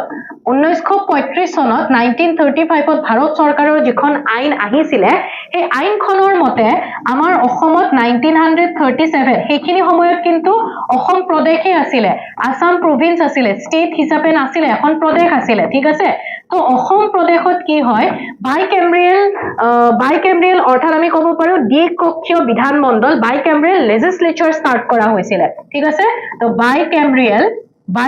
লেজিসলেচাৰ বা আমি অসমীয়াত কলে কি হ'ব দ্বিকক্ষীয় বিধানমণ্ডল আমাৰ অসমত আৰম্ভণি কৰা হৈছিল আৰু সেই সময়ত আমাৰ অসমত ইয়াৰ আসন কিমান আছিল বাইকেম্ব্ৰিয়েল লেজিসলেচাৰৰ 108 বি হৈ যাব 108 ওকে সো সেই কথাটোৱে সুধিছে স্বাধীনতাৰ আগত কিমান আছিল আৰু পিছত গৈ পেলাই 126 আজি যদি আমি চাও 126 খন তো 108 ইমাৰ্জেন্সি হয় ওকে সো তেনেকে মনত ৰাখিব আৰু 1937 ত প্ৰথমখন ফাৰ্স্ট মিটিং আমাৰ অসম বিধান আমি যেটো বাইকেম্ব্ৰিয়েল লেজিসলেচাৰ আছিল ন তাৰ প্ৰথমখন মিটিং কোড হৈছিল শিলং বিকজ সেই সময়ত শিলং আমাৰ অসমৰ ক্যাপিটেল আছিল শিলঙৰ পৰা দিছপুৰলৈকে ৰাজধানী কেতিয়া স্থানান্তৰ কৰিছিল এটো আপোনালোকে মোক কমেন্ট সেকশনত জনাবচোন ৰাজধানী শিলঙৰ পৰা দিছপুৰলৈকে কেতিয়া স্থানান্তৰ কৰা হৈছিল তাৰ পাছত দিছে যে অসম একৰ্ড 1985 ত যিখন আসাম একৰ্ড হৈছিল আসাম একৰ্ড কি হৈছিল যে অসম চুক্তি অৰ্থাৎ 1985 চনত 1985 অসম চৰকাৰ ভাৰত চৰকাৰ আৰু আমাৰ অসমৰ বিভিন্ন অৰ্গেনাইজেশ্যন যেনেকে আমি আছো এইবোৰৰ কথা ক'ব পাৰো তো তেওঁলোকৰ মাজত অসম আন্দোলনক লৈ পেলাই এখন বুজাবুজি চুক্তি হৈছিলে আৰু সেই চুক্তিৰে কিছুমান ইয়াতে ক্লজ বা সেই চুক্তিৰ পৰিণতি স্বৰূপে কি হৈছিলে সেইবোৰ কিছুমান ইয়াতে আমাক দিয়া হৈছে চুক্তিৰ লগত জড়িত প্ৰজেক্ট বা এক্টিভিটিজ কি আছিলে আমাক ইয়াতে সুধিছে হ্যাড নট বিন কোনটো নাছিলে এতিয়া 1985 চুক্তিৰ সময়ত আমাৰ ভাৰতৰ প্ৰধানমন্ত্ৰী কোন আছিলে কেতিয়াবা সুধি দিয়ে মনত ৰাখিব ৰাজীৱ গান্ধী আছিলে তো ইয়াতে যদি চাও গুৱাহাটীৰ পাঞ্জাবাৰীত এখন কলাক্ষেত্ৰ আছে জানে তো এই পাঞ্জাবাৰীত যিখন শ্ৰীমন্ত শংকৰদেৱ কলাক্ষেত্ৰ আছে এই কলাক্ষেত্ৰখন অসম চুক্তিৰ পৰিণতি হয় তাৰ ফলস্বৰূপে বনোৱা হৈছিলে এটো কাৰেক্ট হয় তাৰ পাছত কোৱা হৈছে যে জৱাহৰলাল নেহেৰু ইউনিভাৰ্চিটিত আমাৰ অসমৰ মানে establishment of Assamese chair in the center of Indian language অৰ্থাৎ ভাৰতীয় ভাষা সাহিত্য আৰু সাংস্কৃতিক অধ্যয়নৰ ক্ষেত্ৰত কেন্দ্ৰত এখন আসামিজ চেয়াৰ এখন স্থাপন কৰাৰ কথা কোৱা হৈছিলে কাৰেক্ট হয় দেন নুমলীগড় অইল ৰিফাইনাৰী আৰম্ভণি কৰা হৈছিলে ইয়াৰ ফলস্বৰূপে এটো কাৰেক্ট হয় এটো নহয় আমি যদি চাও নগাৰ পেপাৰ মিল আমাৰ অসমৰ বা আমাৰ ভাৰতবৰ্ষৰ এটা পেপাৰ মেকিং মিল এটা হয় ইন্ডাষ্ট্ৰি হয় এটো 1985 তে স্থাপন কৰা হৈছিলে নগাঁও পেপাৰ মিল বুলি ক'লে মৰিগাঁৱত অৱস্থিত হয় ওকে কিন্তু এটো কোনো অসম চুক্তিৰ লগত জড়িত নহয় এই অপচনটো কাৰেক্ট হ'ব ঠিক আছে কাৰণ এই অপচনটো এই কোৱেশ্চনটোৰ মানে কাৰেক্ট আনসাৰ নহয় আৰু ওকে দেন গৈছো next কোৱেশ্চনলে The logo of the Assam Sahitya Sabha was designed by Assam Sahitya Sabhar logoটো কোনে ডিজাইন কৰিছিলে এতিয়া আমি যদি অসম সাহিত্য সভাৰ বিষয়ে অকমান যদি চাও 1917 ত প্ৰতিষ্ঠা কৰা হৈছিলে ৰাইট ফাৰ্স্ট যিখন অধিৱেশন ফাৰ্স্ট যিখন সেশন খন ক'ত হৈছিলে শিৱসাগৰত হৈছিলে ৰাইট আৰু প্ৰথম গৰাকী প্ৰেসিডেন্ট কোন আছিলে পদ্মনাথ গোহাঁই বৰুৱা ৰাইট পদ্মনাথ গোহাঁই বৰুৱা আছিলে প্ৰথম গৰাকী প্ৰেসিডেন্ট Okay, প্ৰথম প্ৰেসিডেন্ট গম পালো ফাৰ্স্ট সেক্ৰেটাৰী কোন আছিলে যদি সুধে প্ৰথম গৰাকী সম্পাদক কোন আছিলে যদি সুধে as for secretary as for মনত ৰাখিব শৰৎ চন্দ্ৰ গোস্বামী ওকে এতিয়াৰ বৰ্তমানৰ প্ৰেজেন্ট প্ৰেসিডেন্ট কোন হয় যদি সুধে ওকে প্ৰেজেন্ট প্ৰেসিডেন্ট কোন হয় যদি সুধে বৰ্তমানৰ অধ্যক্ষ কোন হয় যদি সুধে তেতিয়া হলে কি হ'ব বসন্ত কুমাৰ গোস্বামী ৰাইট বৰ্তমানৰ প্ৰেসিডেন্ট হয় বসন্ত কুমাৰ গোস্বামী ওকে সো আমি যদি অসম সাহিত্য সভাৰ দেখিনো আৰম্ভণি হৈছিলে 1917 ত 1917 চনত প্ৰথম অধিৱেশন শিৱসাগৰত হৈছিলে এতিয়া হেডকোৱাৰ্টাৰ কোড আছে কেতিয়াবা সুধি দিয়ে যোৰহাটত আছে ওকে সো আকৌ সুধিছে লোগো কোনে ডিজাইন কৰিছিলে যুগল দাস ক্লিয়াৰ এতিয়া অসম সাহিত্য সভাৰ যেটো আৰম্ভণি গীত এটো কি হয় চিৰ চেনেহী মোৰ ভাষা জননী হয়নে তো হেতু কি হয় চিৰ চেনেহী মোৰ ভাষা জননী তো চিৰ চেনেহী মোৰ ভাষা জননী এই গীতটি লিখিছিলে কোনে এই গীতটি কোনে ৰচনা কৰিছিলে যদি সুধে মিত্ৰদেৱ মহন্ত কিন্তু এই গীতটিৰ স্বৰলিপি কোনে দিছিলে যদি সুধে এই গীতটিৰ স্বৰলিপি কোনে দিছিলে যদি কেতিয়াবা সুধে তেতিয়া হলে এটো মনত ৰাখি থৈ দিব আপোনালোকে ইন্দ্ৰেশ্বৰ শৰ্মা এই গীতটিৰ স্বৰলিপি কোনে দিছিলে ইন্দ্ৰেশ্বৰ শৰ্মা যিখিনি কৈ আছো সেইখিনি নোট কৰি যাও ধুনিয়াকে পৰীক্ষাত গৈ পেলাই কিন্তু এইখিনিয়ে কামত দিব পিছত গৈ পেলাই ঠিক আছে কিবা বুজি নোপোৱা থাকিলে জনাব পঢ়িব লাগিব পঢ়াটো যিকোনো এক্সাম এটা ক্ৰেক কৰিবৰ কাৰণে এমসিকিউ প্ৰেক্টিস খুব ইম্পৰ্টেন্ট হয় ৰিভিজন ইম্পৰ্টেন্ট হয় এমসিকিউ প্ৰেক্টিস তেতিয়াহে কৰিব পাৰিব যেতিয়া কনসেপ্ট ক্লিয়াৰ থাকিব গতিকে সেইখিনি টপিকটো তেনেকে লৈ পেলাই কনসেপ্টটো ভালকে বুজাই দিব ট্ৰাই কৰিছো যাতে অকল অপচনটো মানে যিকেইটা অপচন আছে তাৰে ভিতৰত কাৰেক্ট আনসাৰটো চাই থৈ দিয়াই নহয় গোটেইখিনি ভালকে বুজাবৰ কাৰণে ট্ৰাই কৰিছো বুজি পাইছেনে না হেতু খালি জনাব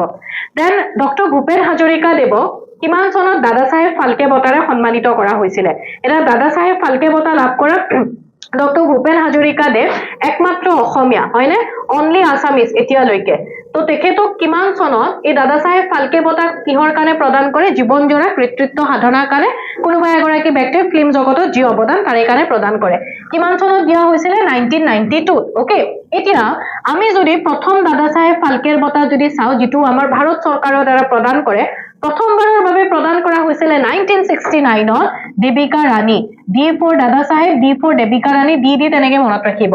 ৰিসেন্ট আমি যদি চাও 2023 ৰ কাৰণে প্ৰদান কৰা হৈছে 25 ত প্ৰদান কৰা হৈছে মালায়ালাম ইন্ডাষ্ট্ৰি মোহনলাল ওকে মোহনলাল কোনটো ইন্ডাষ্ট্ৰিৰ লগত জড়িত মালায়ালাম ফিল্ম ইণ্ডাষ্ট্ৰীৰ লগত জড়িত তাৰ পাছত 2022 2024 প্ৰদান কৰা হৈছে মিথুন চক্ৰৱৰ্তী হিন্দী ফিল্মৰ লগত জড়িত বেংগলী ফিল্মৰ লগত জড়িত ৰাইট তাৰ পাছত 2021 কাৰণে কাক প্ৰদান কৰা হৈছে ৱাহিদা ৰেহমান ওকে ৱাহিদা ৰেহমানক দিয়া হৈছে তাৰ পাছত 2020 ৱাহিদা ৰেহমান আছিল 2011 তাৰ পাছত আমি যদি 2020 বৰ্ষৰ কাৰণে যদি চাও কাক প্ৰদান কৰা হৈছে মনত ৰাখিব আশা পৰেখ ৰিসেন্ট এইখিনি আমাৰ কাৰণে ইম্পৰ্টেন্ট হয় কাক কাক কেতিয়া কেতিয়া প্ৰদান কৰা হৈছিল এইখিনি চাই থৈ দিব ক্লিয়াৰ ওকে তাৰ পাছত গৈছো নেক্সট কোৱেশ্চনলে 2026 বৰ্ষৰ 4 জানুৱাৰী লৈকে অসম বিধানসভাৰ স্পিকাৰ গৰাকী কোন হয় অধ্যক্ষ কোন হয় এতিয়ালৈকে ইলেকশন হোৱা নাই ইলেকশনৰ পিছত মেবি চেঞ্জ হ'ব যদি কি হয় আমি নাজানো এতিয়া হেবোৰ নকও তো এতিয়ালৈকে আমাৰ অসম বিধানসভাৰ স্পিকাৰ কোন হয় বসন্ত কুমাৰ sorry বিশ্বজিৎ দৈমাৰী ৰাইট বিশ্বজিৎ দৈমাৰী বসন্ত কুমাৰ দাস তেখেত আছিল ফাৰ্ষ্ট স্পিকাৰ আমাৰ অসম বিধানসভাৰ প্ৰথম গৰাকী স্পিকাৰ আছিল বাট যেতিয়া অসম প্ৰভিন্স হৈ আছিল ঠিক আছে যেতিয়া অসম প্ৰদেশ হৈ আছিল কিন্তু আমাক যদি আসাম ষ্টেট বুলি যদি হুধে যেতিয়া অসমখন ৰাজ্যত পৰিণত হল আসাম ষ্টেট তেতিয়া 1952 ৰ পৰা 57 লৈকে অসম বিধানসভাৰ প্ৰথম গৰাকী মানে অধ্যক্ষ যদি হুধে তেতিয়া হলে কি হ'ব কুলধৰ চলিহা ওকে তেতিয়া হলে হ'ব কুলধৰ চলিহা আৰু এতিয়া কোন হয় বিশ্বজিৎ দৈমাৰী তেখেত বিজেপিৰ পৰা বিলং কৰে ওকে সো এইখিনি বস্তু মনত ৰাখি থৈ দিব তাৰ পাছত গৈছো প্ৰায় আমি শেষৰ ফালে আহিছো এবাৰ আমাক কি কৈছে তলৰ কোনটো শুদ্ধ নহয় বুলি কৈছে অসম এছ'চিয়েশ্যন অসম সন্থা 1903 চনত গঠন হৈছিল ইয়েস কাৰেক্ট হয় আৰু কাৰ প্ৰচেষ্টাত মানিক চন্দ্ৰ বৰুৱা তেখেতৰ প্ৰচেষ্টাত কি হৈছিল অসম এছ'চিয়েশ্যন বা অসম সন্থা গঠন কৰা হৈছিল তাৰপাছত আসাম ষ্টুডেন্ট ছাত্ৰ যেটো হয় অসম ছাত্ৰ সন্থা বা আসাম ষ্টুডেন্টস ইউনিয়ন হেটো কেতিয়া গঠন কৰা হৈছিল 1916 বুলি কৈছে ইয়াতে কাৰেক্ট হয় 1916 ৰ কেতিয়াবা আমাক খুধে কেই তাৰিখে 25 ডিসেম্বৰ যিদিনাখন ক্ৰিসমাস ডেও হয় আৰু হেদিনাখন আমি কি হয় সুশাসন দিৱস good governance day Atal Bihari Vajpayee স্মৃতিত পালন কৰা হয় 1916 ৰ গঠন কৰা হৈছিল যোৰহাট সাৰ্বজনিক সভা নট 1889 ৰ জোনাকী আলোচনীখন হে জোনাকী ম্যাগাজিনখন হে পাবলিশ কৰা হৈছিল ৰাইট যোৰহাট সাৰ্বজনিক সভা 1888 ত যোৰহাট সাৰ্বজনিক সভা আমাৰ অসমৰ প্ৰথমটো পলিটিক্যাল অৰ্গানাইজেচন আছিল first political organisation in Assam অসমৰ প্ৰথমটো পলিটিক্যাল অৰ্গানাইজেচন প্ৰথমটো ৰাজনৈতিক সংস্থা কোনটো আছিল যোৰহাট সাৰ্বজনিক সভা এটো হ'ব correct answer okay correct answer পাই গলো আমি তাৰপাছত আমি নেক্সট কোৱেশ্চনলৈ গৈছো উগ্ৰতাৰা দেৱালয় কোনে নিৰ্মাণ কৰিছে বুলি কৈছে 1725 ত উগ্ৰতাৰা দেৱালয় এগৰাকী আহোম ৰজাই নিৰ্মাণ কৰিছিল উগ্ৰতাৰা দেৱালয় ক'ত অৱস্থিত হয় গুৱাহাটীত অৱস্থিত হয় আৰু উগ্ৰতাৰা দেৱালয় তাৰ ওচৰতে তাৰ লগতে এই আহোম ৰজাগৰাকী এটা পুখুৰীও খান্দিছিল এই পুখুৰীটো হৈছে জোৰ পুখুৰী কোৱেশ্চন সুধিলে জোৰ পুখুৰী ক'ত অৱস্থিত হয় তো উগ্ৰতাৰা দেৱালয় কোন গৰাকী আহোম ৰজাই নিৰ্মাণ কৰিছিল যদি সুধে একেবাৰে ইজি শিৱসিংহ ৰাইট শিৱসিংহৰ তিনি গৰাকী কি আছিল বৰ ৰজা আছিল ৰাইট প্ৰথম গৰাকী বৰ ৰজা কোন আছিল ফুলেশ্বৰীৰ সময়ত আমি যদি চাও তেখেতে গৌৰীসাগৰ যেটো শিৱসাগৰত অৱস্থিত গৌৰীসাগৰ পুখুৰী বা গৌৰীসাগৰ টেংক তেখেতে নিৰ্মাণ কৰিছিল তাৰপাছত এগৰাকী আছিল বৰ ৰজা অম্বিকাই নিৰ্মাণ কৰিছিল তেখেতৰ সময়ত খন্দা হৈছিল শিৱসাগৰ পুখুৰী শিৱসাগৰ টেংক শিৱদৌল তেওঁৰ সময়ত নিৰ্মাণ কৰা হৈছিল ৰাজেশ্বৰ সিংহৰ কথা আমি যদি কও ৰাজেশ্বৰ সিংহই নিৰ্মাণ কৰিছিল বশিষ্ঠ আশ্ৰম তেখেতৰ সময়ত বশিষ্ঠ আশ্ৰম নিৰ্মাণ কৰা হৈছিল নৱগ্ৰহ মন্দিৰ তেখেতৰ সময়ত নিৰ্মাণ কৰা হৈছিল কাৰেং ঘৰ তেখেতৰ সময়ত নিৰ্মাণ কৰা হৈছিল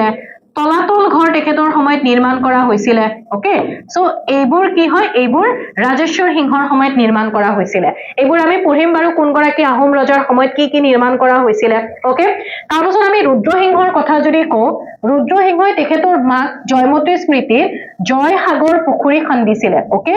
জয়সাগৰ পুখুৰী তাৰপাছত জয়দেউল এইবোৰ নিৰ্মাণ কৰিছিল তাৰপাছত নামদাঙৰ শিলৰ হাকু নামদাঙৰ ষ্টোন ব্ৰিজ শিলৰ হাকু এইবোৰ কোনে নিৰ্মাণ কৰিছিল ৰুদ্ৰসিংহৰ সময়ত তাৰোপৰি আগৰ যেটো পুৰণি যেটো ৰংঘৰ পুৰণি ৰংঘৰটো ৰুদ্ৰসিংহৰ সময়ত নিৰ্মাণ কৰা হৈছিলে আৰু আজিৰ ৰংঘৰটো প্ৰমত্ত সিংহৰ সময়ত নিৰ্মাণ কৰা হৈছিলে ওকে লক্ষ্মী সিংহৰ সময়ত আই থিংক ৰুদ্ৰসাগৰ পুখুৰীটো হয়তো লক্ষ্মী সিংহৰ সময়ত আছিলে তেখেতৰ সময়ত নিৰ্মাণ কৰা হৈছিলে ওকে তাৰপিছত কি সুধিছে ইয়াতে চৰাইদেউ মৈদামক লৈ পেলাই তিনিটা ষ্টেটমেন্ট দিছে আৰু সেই তিনিটা ষ্টেটমেন্ট কি হয় আমাক সোধা হৈছে চৰাইদেউখন বৰ্তমান ইউনেস্কো ৱৰ্ল্ড হেৰিটেজ সাইট হয় অৰ্থাৎ ইউনেস্কো বিশ্ব ঐতিহ্য ক্ষেত্ৰ হয় ইয়েস হয় ৰাইট আৰু চৰাইদেউখন মনত ৰাখিব আমাৰ নৰ্থ ইষ্টৰ গোটেই নৰ্থ ইষ্টৰ ফাৰ্ষ্ট কালচাৰেল প্ৰথমটো সাংস্কৃতিক হেৰিটেজ সাইট হয় প্ৰথমটো সাংস্কৃতিক কালচাৰেল হেৰিটেজ সাইট বা প্ৰথমটো সাংস্কৃতিক ঐতিহ্য ক্ষেত্ৰ কাৰণ ইয়াৰ আগতে আমাৰ অসমত যদি চাও কাজিৰঙা নেশ্যনেল পাৰ্ক আছিলে আৰু মানস ওয়াইল্ড লাইফ সেঞ্চুৰী বা মানস নেশ্যনেল পাৰ্ক এতিয়া যেহেতু হয় 1985 যেতিয়া এই দুখনক ইউনেস্কো ৱৰ্ল্ড হেৰিটেজ সাইটৰ মৰ্যাদা প্ৰদান কৰিছিলে তেতিয়া মানস এখন অভয়াৰণ্য আছিলে ওকে সো এই দুখন হয় আমাৰ অসমৰ ন্যাচাৰাল প্ৰাকৃতিক ৱৰ্ল্ড হেৰিটেজ সাইট আৰু চৰাইদেউখন গোটেই নৰ্থ ইষ্টৰ কাৰণ নৰ্থ ইষ্টত আৰু এখন আছে কাঞ্চনজংঘা ছিকিমত এখন মিক্স মানে ন্যাচাৰাল আৰু কালচাৰেল একেলগে হয় তো প্ৰথমখন অনলি কালচাৰেল কি হয় চৰাইদেউ মৈদাম চৰাইদেউখনক পিৰামিড অফ আসাম অসমৰ পিৰামিড বুলি আখ্যা দিয়া হয় কাৰেক্ট হয় নে চৰাইদেউখনক অসমৰ পিৰামিড বুলি আখ্যা দিয়ে ইয়েস কাৰেক্ট হয় এটো ক্লিয়াৰ তাৰোপৰি কোৱা হৈছে যে চৰাইদেউ মৈদামত প্ৰথম গৰাকী ৰজা যাক মানে পুতি থোৱা হৈছিলে মৈদাম বনোৱা হৈছিলে তেখেত হৈছে জয়ন্ত সিংহ তেনেকুৱা আমি কোনো একো তেনেকুৱা সোৰ্সত কতো মানে উল্লেখ থকা আমি নাপাও তো ইয়াতে এই দুটা কাৰেক্ট হ'ব 1 and 2 অপচন সি হৈ যাব কাৰেক্ট আনসাৰ চৰাইদেউখন আমাৰ অসমৰ মানে অসম নহয় সৰি গোটেই ইণ্ডিয়াৰ 42nd ৱৰ্ল্ড হেৰিটেজ সাইট হয় ৰিসেন্টলি তাৰমানে 2025 বৰ্ষত 43rd আমাৰ ইণ্ডিয়াৰ 43rd UNESCO world heritage site হিচাপে কাক ডিক্লেয়াৰ কৰা হৈছে Maratha military landscape okay Maratha military landscape অৰ্থাৎ বিভিন্ন মানে দুৰ্গসমূহ যেনেকৈ এটা আছে তামিলনাডু আৰু বাকি যিবোৰ ধৰি লওক মহাৰাষ্ট্ৰ তাত থকা হেবোৰ কি হয় তেনেকুৱা বিভিন্ন মানে দুৰ্গ মাৰাঠা মিলিটাৰী ল্যান্ডস্কেপ হেবোৰ কি হয় 43rd UNESCO world heritage site হিচাপে ডিক্লেয়াৰ কৰা হৈছে তাৰ পাছত কৈছে পিয়লি ফুকনখন আমাৰ অসমৰ পৰা ৰাষ্ট্ৰীয় বঁটা লাভ কৰা প্ৰথমখন অসমীয়া চলচ্চিত্ৰ এই চলচ্চিত্ৰখনৰ পৰিচালক কোন হয় পিয়লি ফুকন কোন হয় সন অফ বদন চন্দ্ৰ বৰফুকন বদনে আনিলে মান ৰাইট মানক জনে আমাৰ অসমলৈ লৈ আহিছিলে সেই মানসকলক অনা বদন চন্দ্ৰ বৰফুকনৰ পুত্ৰ পিয়লি বৰফুকন জুন অসমৰ প্ৰথম শহীদ বুলিও আমি ক'ব পাৰো ওকে পিয়লি বৰফুকন জিউৰাম দুলিয়া বৰুৱা তেওঁলোকক মানে ব্ৰিটিছৰ বিৰুদ্ধে যুদ্ধ কৰি পেলাই শহীদ হৈছিলে তেওঁলোকে 1830 তেওঁলোকক 1830 চনত তেওঁলোকক ফাঁসি দিয়া হৈছিলে আৰু এই পিয়লি ফুকন তেখেতৰ জীৱনৰ আধাৰতে ইয়াতে ফণী শৰ্মাই এখন ছবি নিৰ্মাণ কৰিছিলে কিমান চনত 1955ত আৰু এই ছবিখনে 1956ত সাৰ্টিফিকেট অফ মেৰিট ৰাষ্ট্ৰপতিৰ পৰা কি হয় বঁটা লাভ কৰিছিলে অৰ্থাৎ সাৰ্টিফিকেট অফ মেৰিট তাৰ মানে ন্যাশনাল এৱাৰ্ড লাভ কৰে তো হেতু কথাই সোধা হৈছে ইয়াতে এইখিনি বস্তু আপোনালোকে মনত ৰাখি থৈ দিব ঠিক আছে আৰু এইটোৱে আছিল আমাৰ আজিৰ লাষ্ট কোৱেশ্চন আই হোপ বুজি পাইছে আপোনালোকে বস্তুখিনি ভাল পাইছে কোৱেশ্চন কম হলেও কিন্তু এটো বস্তু আপোনালোকে চাব যে আপোনালোকক কিমানখিনি বস্তু মই দিবলৈ যত্ন কৰিছো ধুনীয়াকৈ নোট কৰি থৈ দিব এক্সামৰ আগত ৰিভিজন কৰিবলৈ ইজি হ'ব ৰিভিজন খুব ইম্পৰ্টেন্ট হয় যিকোনো এক্সাম এটা সাকসেস কৰিবৰ মানে এক্সাম এটা সাকসেস হ'বৰ কাৰণে লগ পাম ইয়াৰ পাৰ্ট 2 আশা কৰিছো ভাল পাইছে ক্লাছটো আজি ইয়াতে এৰিছো থ্যাংক ইউ সো মাচ